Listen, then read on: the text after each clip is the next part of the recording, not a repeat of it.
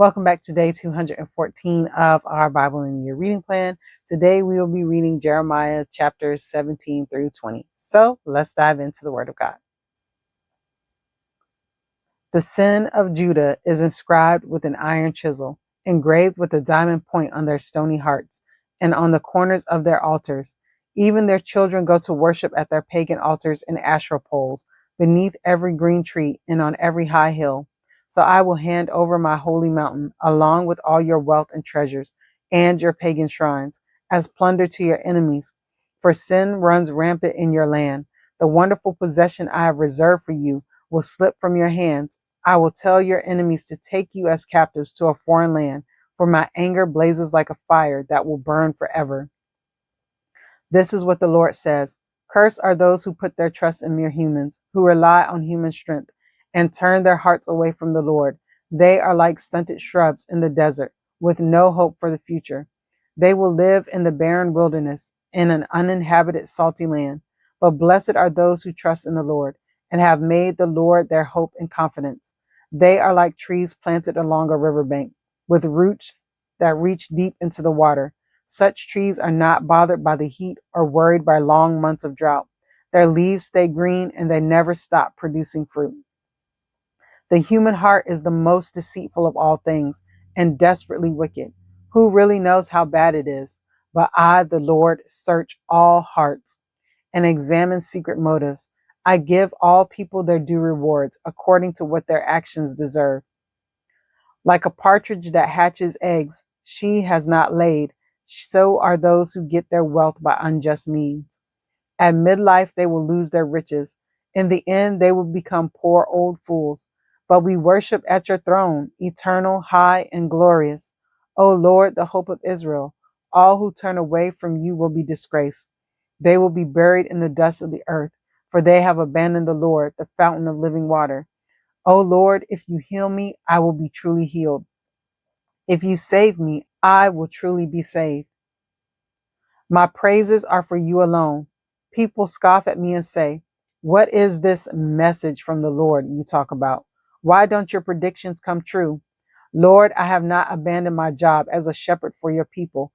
I have not urged you to send disaster. You have heard everything I've said. Lord, don't terrorize me. You alone are my hope in the day of disaster. Bring shame and dismay on all who persecute me, but don't let me experience shame and dismay. Bring a day of terror on them. Yes, bring double destruction upon them. This is what the Lord said to me. Go and stand in the gates of Jerusalem. First in the gates where the king goes in and out, and then in each of the other gates. Say to all the people, listen to this message from the Lord, you kings of Judah and all you people of Judah and everyone living in Jerusalem. This is what the Lord says. Listen to my warning. Stop carrying on your trade at Jerusalem's gates on the Sabbath day. Do not do your work on the Sabbath, but make it a holy day. I gave this command to your ancestors, but they did not listen or obey. They stubbornly refused to pay attention or accept my discipline. But if you obey me, says the Lord, and do not carry on your trade at the gates or work on the Sabbath day, if you keep it holy, then kings and their officials will go in and out of these gates forever. There will always be a descendant of David sitting on the throne here in Jerusalem. Kings and their officials will always ride in and out among the people of Judah in chariots and on horses, and this city will remain forever. And from all around Jerusalem, from the towns of Judah and Benjamin, from the western foothills and the hill country and the Negev, the people will come with their burnt offerings and sacrifices. They will bring their grain offerings, frankincense, and thanksgiving offerings to the Lord's temple. But if you do not listen to me and refuse to keep the Sabbath holy, and if on the Sabbath day you bring loads of merchandise through the gates of Jerusalem, just as on the other days, then I will set fire to these gates. The fire will spread to the palaces, and no one will be able to put out the roaring flames. Amen. That is the end of Jeremiah chapter 17. And once again, we see the Lord trying to warn the people through Jeremiah about, how they should turn and repent and, start keeping the Sabbath holy. And then we also see in here that, Jeremiah is praying to the Lord and asking the Lord to bring his prophecies to fruition. Because remember, I told you guys before, Jeremiah prophesied for a long time before this stuff actually happened. But all right, let's go on to chapter 18. The Lord gave another message to Jeremiah. He said, "Go down to the potter's shop, and I will speak to you there." So I did as he told me and found the potter working at his will. But the jar he was making did not turn out as he had hoped. So he crushed it into a lump of clay again and started over. And then the Lord gave me this message. "O Israel, can I not do to you as this potter has done to his clay? As the clay is in the potter's hand, so are you in my hand. If I announce that a certain nation or kingdom is to be uprooted, torn down, and destroyed, but then that nation renounces its evil ways, I will not destroy it as I had planned. And if I announce that I will plant and build up a certain nation or kingdom, but then that nation turns to evil and refuses to obey me, I will not bless it as I said I would. Therefore, Jeremiah, go and warn all Judah and Jerusalem. Say to them, this is what the Lord says. I am planning disaster for you instead of good. So turn from your evil ways, each of you, and do what is right." But the people replied, "Don't waste your breath. We will continue to live as we want to, stubbornly following our own evil desires." So this is what the Lord says. Has anyone ever heard of such a thing, even among the pagan nations? My virgin daughter Israel has done something terrible. Does the snow ever disappear from the mountaintops of Lebanon? Do the cold streams flowing from the distant mountains ever run dry? But my people are not so reliable, for they have deserted me. They burn incense to worthless idols. They have stumbled off the ancient highways and walked in muddy paths. Therefore, their land will become desolate, a monument to their stupidity. All who pass by will be astonished and will shake their heads in amazement. I will scatter my people before their enemies as the east wind scatters dust. And in all their trouble, I will turn my back on them and refuse to notice their distress. Then the people said, "Come on, let's plot a way to stop Jeremiah. We have plenty of priests and wise men and prophets. We don't need him to teach the word and give us advice and prophecies. Let's spread rumors about him and ignore what he says." Lord, hear me and help me. Listen to what my enemies are saying. Should they repay evil for good? They have dug a pit to kill me, though I pleaded for them and tried to protect them from your anger. So let their children starve. Let them die by the sword. Let their wives become childless widows. Let their old men die in a plague, and let their young men be killed in battle. Let screaming be heard from their homes as warriors come suddenly upon them, for they have dug a pit for me and have hidden traps along my path.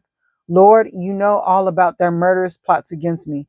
Don't forgive their crimes and blot out their sins. Let them die before you. Deal with them in your anger.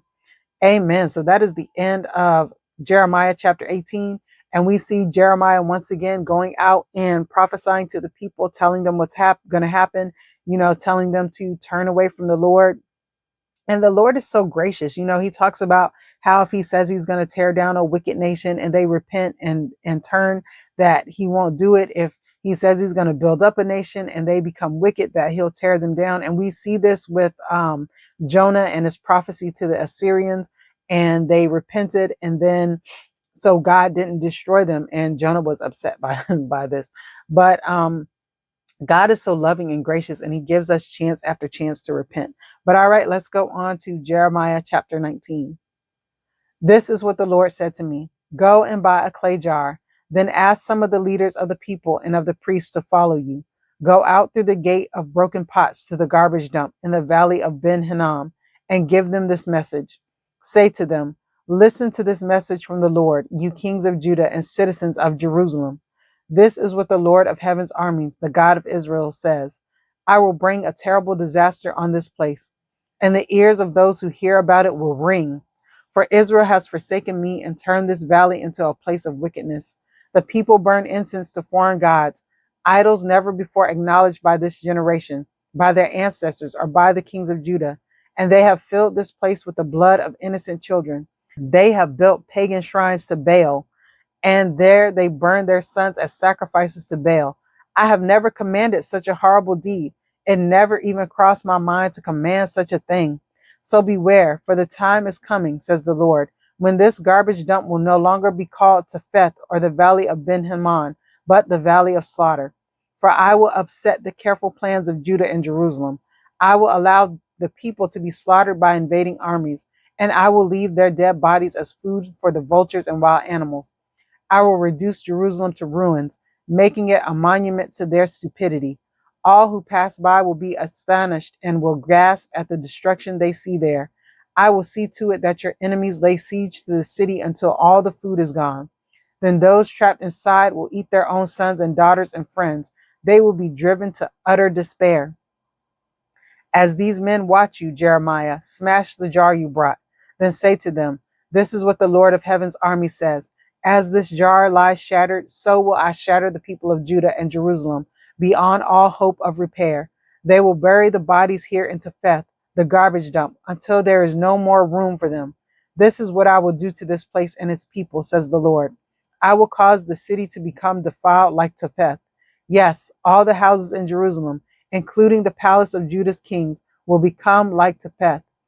All the houses where you burn incense on their rooftops to your star gods, and where liquid offerings were poured out to your idols. Then Jeremiah returned from Topheth, the garbage dump where he had delivered this message, and he stopped in front of the temple of the Lord. He said to the people there, this is what the Lord of heaven's armies, the God of Israel, says. I will bring disaster upon this city and its surrounding towns as I promised, because you have stubbornly refused to listen to me.